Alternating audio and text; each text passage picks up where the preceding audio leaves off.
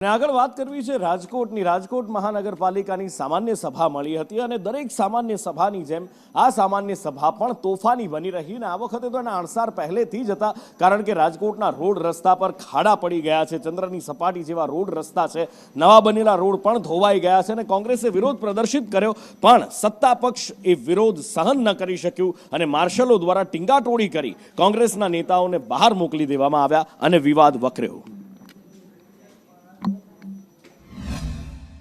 રાજકોટ શહેરમાં ભંગાર રસ્તાઓને લઈને કોંગ્રેસ દ્વારા અનોખો વિરોધ કરવામાં આવી રહ્યો છે। જનરલ બોર્ડની અંદર પ્રજાના એક પણ પ્રકારના પ્રશ્નો લેવામાં નથી આવ્યા, એ પ્રકારનો વિરોધ છે। સાથે જ હાથની અંદર પાટાપિંડી સાથે નગરસેવકો આવ્યા છે। કોમલબેન, શું કહેશો?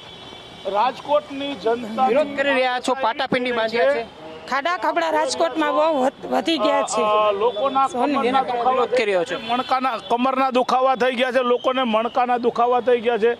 કેટલાય લોકોના પડવાથી હાથ પગ ભાંગવાના પણ બનાવો રાજકોટમાં બન્યા છે।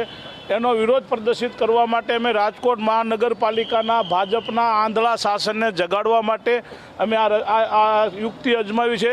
કદાચ ભગવાન એને સદબુદ્ધિ આપે અને વિચારે અને રાજકોટનું સારું વિચારે એવી રાજકોટના જનરલ બોર્ડમાં પણ અમે અંદર પ્રાર્થના કરવાના છીએ લોકોને। હાથના પાટા, કમરે પટ્ટો, આ કમર, મારી ઉંમર 60 વર્ષ થઈ ગયા છે, એટલે રાજકોટના લોકોની પરિસ્થિતિ 60 વર્ષની કેવી થાય એનો અનુભવ કરતા આ પાટો છે, કારણ એમાં મણકાના દુખાવા થઈ જાય, લોકો મોટરસાઇકલ ચલાવી નથી શકતા। હાથમાં એટલા માટે છે કે હાથમાં બધા લોકોને જ્યાં જ્યાં હાથમાં અને પગમાં વારંવાર ખાડામાં પડવાથી એક્સિડન્ટ થયા છે અને રાજકોટમાં કેટલાય લોકોના હાથ પગ ફ્રેક્ચર થયા છે। આંધળા શાસકોને બતાવવા માગીએ છીએ કે રાજકોટની પરિસ્થિતિ આ છે, હવે સુધરો।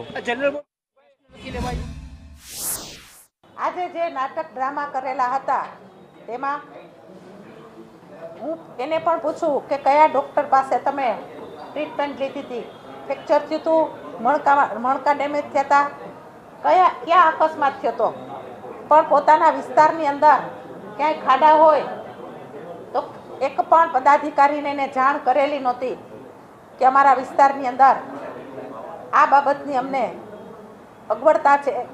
આપણે 15 નંબર વોર્ડની અંદર પણ એટલા જ કામો અન્ય વોર્ડમાં કરી છે, એટલા જ કામો ત્યાં પણ આપણે કરી દીધા છે।